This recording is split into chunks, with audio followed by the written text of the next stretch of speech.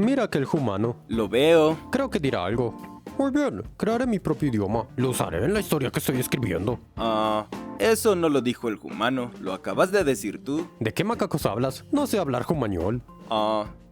Como sea, parece que aquel humano ya tiene el primer paso listo, tener claro para qué quiere crear un idioma. Ya hablamos a profundidad sobre este primer paso en el anterior video de esta serie sobre cómo crear tu propio idioma. Así es, y ya que tiene el primer paso listo, lo que sigue en su misión lingüística es definir cómo macaco sonará su idioma. Esto es algo que la mayoría de humanos que han intentado aprender un nuevo idioma ya saben, pero es necesario tener claro que en los idiomas del mundo existen muchos sonidos más allá de los sonidos que existen en español. Así es, hay sonidos que no existen en ningún dialecto nativo del español, como la R francesa, la Z del portuguesinho y la R del English. Esa riqueza de sonidos que existen en el mundo amplían mucho las posibilidades a la hora de crear un idioma, y si te estás preguntando ¿cómo macaco sé cuáles son esos sonidos raros si no he aprendido todos los idiomas del mundo? No entres en pánico, es aquí donde entra el alfabeto fonético internacional. El alfabeto fonético internacional, o AFI, es una herramienta fundamental para cualquiera que pretenda crear su propio idioma, por lo que es altamente recomendado que aprendas cómo funciona. El AFI es un alfabeto que los humanos crearon para representar todos los sonidos usados en los idiomas del mundo de la manera menos ambigua posible, lo que quiere decir que todas y cada una de las letras del alfabeto representan un único sonido, sin excepciones. Y si estás pensando, pues eso mismo pasa en el español, y no tenemos que usar un montón de dibujitos raros para escribir nuestro idioma, pues te equivocas. Incluso un idioma con reglas de pronunciación tan constantes y predecibles como el español, tiene algunas inconsistencias entre la forma como se escribe y cómo se pronuncia. Así es, por ejemplo, hay letras que representan sonidos muy distintos dependiendo del contexto. Hay letras que no suenan, algunos dialectos omiten sonidos que otros no omiten, algunos dialectos pronuncian algunas letras diferentes al resto. Incluso hay situaciones en las que no nos damos cuenta, pero una misma letra representa sonidos ligeramente diferentes, como la D en la palabra dedo. No lo pronunciamos dedo, sino que lo pronunciamos dedo, con la segunda D mucho más suave. Esas pequeñas diferencias sí que se escriben en AFI. Me atrevería a decir que ningún idioma natural en el mundo tiene una correspondencia 100% perfecta entre cómo se escribe y cómo se pronuncia, y es por eso que el alfabeto fonético internacional es tan útil. Ya hicimos un par de videos explicando a profundidad cómo funciona este alfabeto, les recomendamos que vayan a verlos, pero para los jumaflojos, aquí va una explicación ofensivamente resumida. El AFI tiene un montón de tablas, pero las más importantes son estas dos, ya que contienen la mayor parte de los sonidos usados en los idiomas del mundo. Esta de aquí es la tabla de consonantes pulmónicas, y esta es la tabla de vocales. Miremos primero la tabla de consonantes pulmónicas. Las columnas indican el punto de articulación, es decir, la parte de la boca donde movemos cosas para generar un sonido particular. Por ejemplo, el sonido de la B en español se pronuncia juntando los labios, lo que quiere decir que en esta tabla se encuentra en la columna de las bilabiales. Las filas indican el modo de articulación, es decir, la manera en la que aquellas partes de la boca se ubican o se mueven para generar un sonido. Para hacer el sonido de la B, en español se suelta el aire de golpe en una pequeña explosión.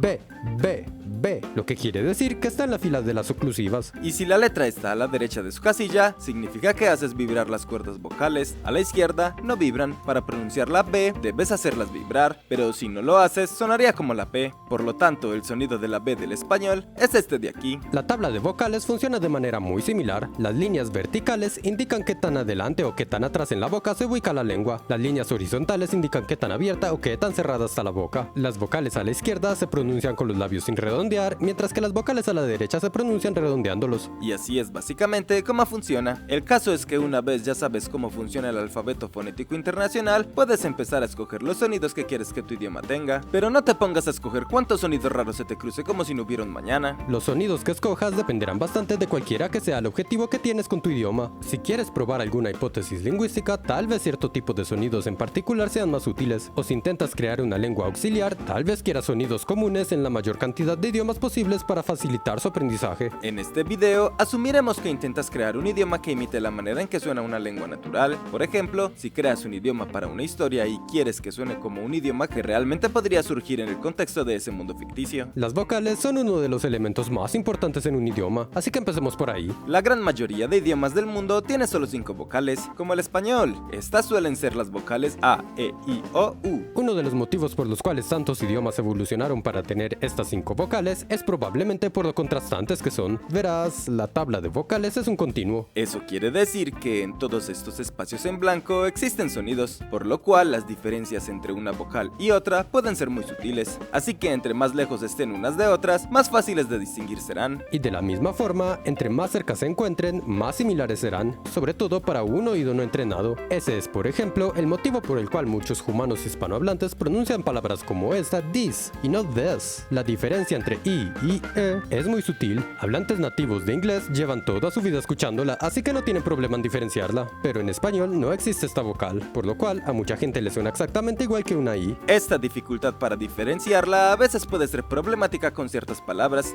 si sabes a lo que me refiero.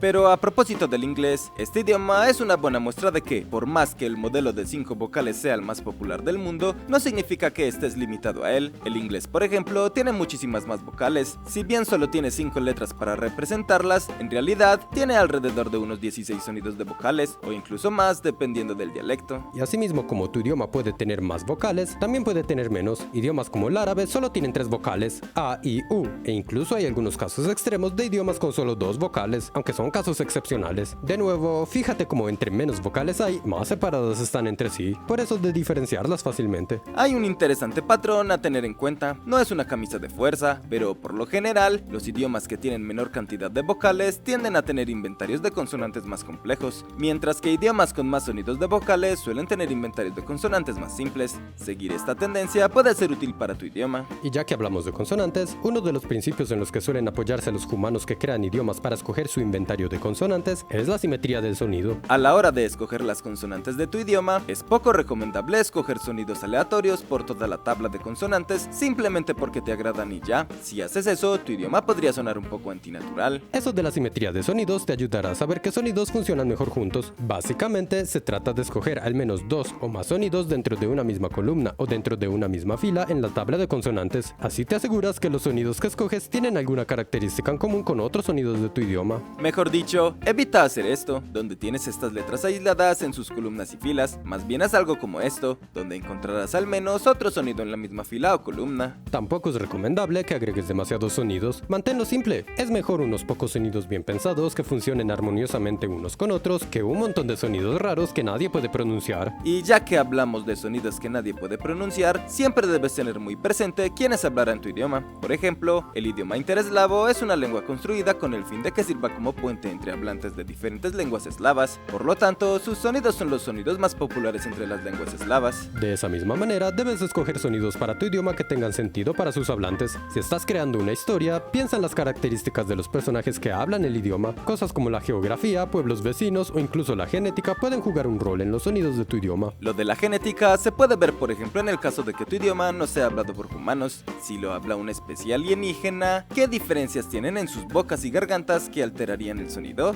O tal vez lo hablan un grupo de focas mutantes con alta inteligencia. ¿Qué tipos de sonidos pueden emitir las focas? ¿Cómo puedes organizarlos para crear un idioma con sentido? En estos casos, podrías incluso llegar a salirte de los límites del alfabeto fonético internacional, ya que el AFI solo contiene sonidos que los humanos pueden hacer, pero está bien salirse de esos límites. No temas a experimentar, no hay reglas inquebrantables aquí, las necesidades de tu idioma tienen la última palabra. Y es así como decides la fonética de tu idioma. Ahora sí sigue lo sustancioso, la gramática. Con la gramática, por fin empezarás a darle forma a tu idioma, así que no olvides suscribirte para no perderte aquel video. Gracias a nuestros mecenas de Patreon por ayudar a que este video fuera posible. Si tú puedes y quieres patrocinar a Infoprimates, considera unirte a nuestro Patreon. ¿Tienes una idea que te gustaría ver en un video? Si es así, deja un comentario con el hashtag PrimatesHablanDe.